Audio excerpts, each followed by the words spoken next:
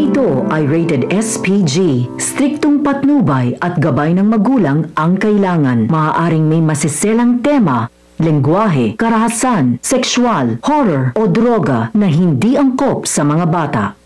Magiging alerto sina Morgana at Gilbert para makatawag ng pulis na pipigil sa plano ni Carlos. Hindi magtatagumpay si Carlos dahil nasabihan na rin agad ni Dr. Kim si Annalyn na nakatakas si Carlos mula sa facility. Abangan natin sa abot kamay na pangarap. Araw na ng kasal ni na RJ at Lynette. Best man si Ray ni RJ bilang siya ang best friend ni RJ. Habang naghihintay sila kay Lynette, nagkwentuhan muna sina RJ at Ray. Kinamusta ni RJ ang bagong doktor sa Apex. Kamusta nga pala ang bagong doktor natin? Si Dr. Kim Yang, balita ko close sila ng anak ko.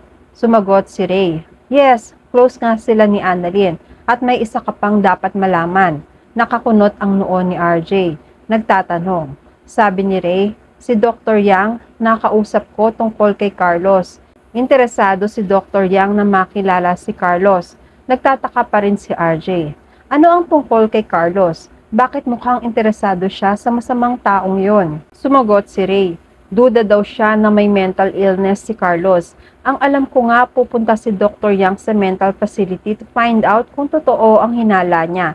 May napansin kasi siya sa mga kilos ni Carlos. Ang mga kilos, pananalita at pagtitig sa mata ay tulad sa normal na tao lang. Sa tingin ni Dr. Yang, pinipeke ni Carlos ang pagiging baliw niya. Napapailing si RJ. Talaga ba? Delikado siya kung ganun. Hindi siya dapat makalabas sa facility. Tumango si Ray. Oo RJ, hindi siya dapat makalabas. At kung mapatunayan na nagbabaliw-baliwan lang siya, dapat siyang makulong. Ganon din ang palagay ni RJ. Aasikasuhin ko yan pagkatapos ng kasal namin ni Lynette. Sa mental facility, patuloy na naghahanap si Dr. Kim kay Carlos. Kasama pa rin niya ang kaibigan nilang nurse. Nung nakarating sila sa kwarto ni Carlos, sabi ng nurse, he's not here. Sabi ni Dr. Kim, he is not anywhere in the facility. Then where is he? Napapailing ang nurse. I have no idea, but maybe he has unfinished business outside. The reason why he keeps on going out. I think it's because of Miss Lynette, the lady that Doc Carlos always mentions, and the reasons for his incapacity. Nanlaki ang mga mata ni Dr. Kim. Tama ang nurse, si Lynette nga. Agad na nagpadala ng mensahe si Dr. Kim kay Annalyn para ma-warningan sila na nakatakas si Carlos at maaaring magpunta siya sa kasal ni Lynette para manggulo. Ganon din si Gilbert. Nilibot na niya ang facility pero wala pa rin Carlos siyang nakikita. Alam na niyang nakatakas na nga si Carlos. Agad rin siyang nag-report sa amo niya. Mang Morgana, masamang balita. Wala dito si Doc Carlos. Nakatakas na siya. Nagulat si Morgana. Nakatakas si Carlos? Sakto naman dumating si Zoe. Narinig ni Zoe ang pakikipag-usap ng mami niya. Sabi pa ni Morgana, sinasabi ko na nga ba, lalabas at lalabas yan para hindi matuloy ang kasal ni Lynette kay RJ. Utak kriminal yan. Nanlaki ang mga mata ni Zoe. Natatakot na sa posibleng gawin ni Carlos. Nagtanong si Gilbert, Madam, ano na ang gagawin ko? Magsusumbong na ba ako sa mga pulis? Sumagot si Morgana. Oo, tumawag ka na ng pulis para mapigilan si Carlos. Magpunta ka rin sa kasalan. Protektahan mo si RJ. Hindi maaaring masaktan si RJ. Sigurado, matatakot si Zoe. Nagtanong na naman si Gilbert. Si Zoe po ba o kayo? Nagalit si Morgana. Tigilan mo na ako, Gilbert. Hindi ako nakikipagbiruan sa'yo. Seryosong bagay ito. Lumakad ka na. Gawin mo na ang mga utos ko bago pa tayo maunahan ni Carlos. Nagmamadali na nga si Gilbert. Natataranta naman si Zoe. Mami, papunta na kaya si Carlos sa kasalan? Kailangan mapigilan si Daddy. Kailangan ko siya mawarningan. Delikado si Dad. Sumagot si Morgana. Oo, magmadali ka na Zoe. Hindi ako makakapunta doon dahil baka isipin nila na magkasabwat pa kami ni Carlos.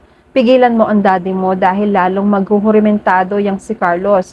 Kapag matuloy si RJ, napakasalan si Lynette. Nagmamadali na nga si Zoe.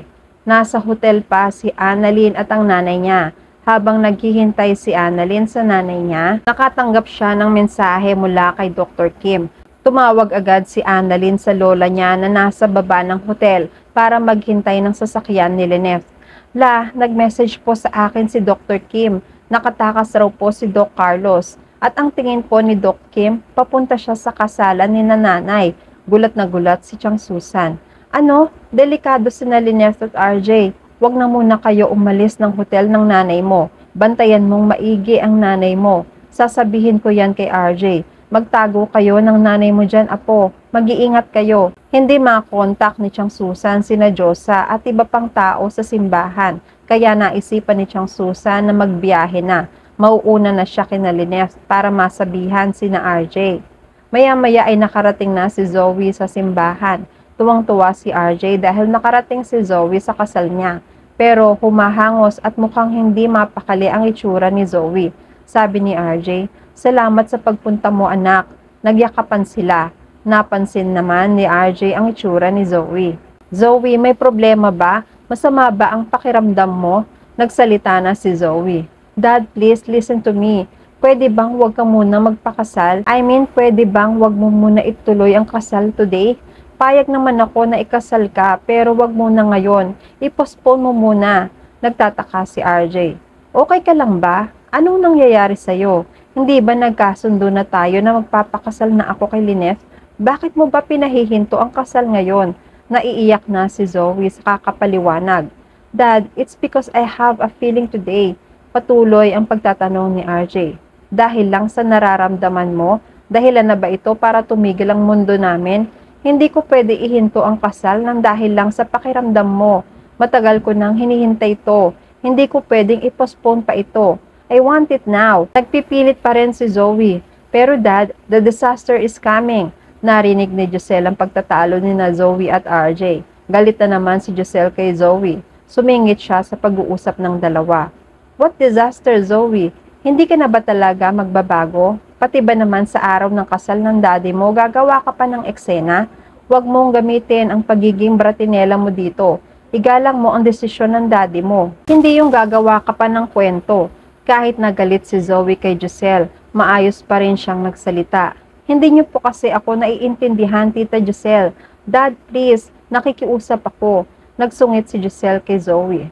"Zoe, magsisimula na ang kasalan kaya pwede ba huwag kang gumawa ng iskandalo dito?" Nagsalita rin si RJ. "Mag-ayos ka na ng sarili mo, Zoe. Magsisimula na tayo pagdating ni Lynette." "Sige na."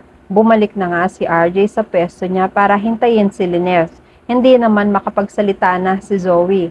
Nilibot niya ang mga mata niya para mahanap kung nasaan si Carlos. Naghihintay rin siya kung nasaan na ba ang mga pulis na pinatawag ng mami niya. Naiiyak pa rin si Zoe. Samantala, naghahanda na pala si Carlos. Nag-disguise siya. Kunwari ay isang madre. Nagsuot siya ng damit na pangmadre. Nakapwesto na siya. Sinasabi niya sa sarili niya ang mga pagbabanta niya kay Lynette. "Kung hindi ka mapupunta sa akin, walang ibang makikinabang sa'yo." Nanlilisik ang mga mata ni Carlos. Galit na galit siya. Delikado si Lynette at RJ. At yan ang mga pakakaabangan natin sa Abot Kamay na Pangarap. Please like this video and please subscribe to my channel. At magkita-kita po muli tayo sa mga susunod pang episodes.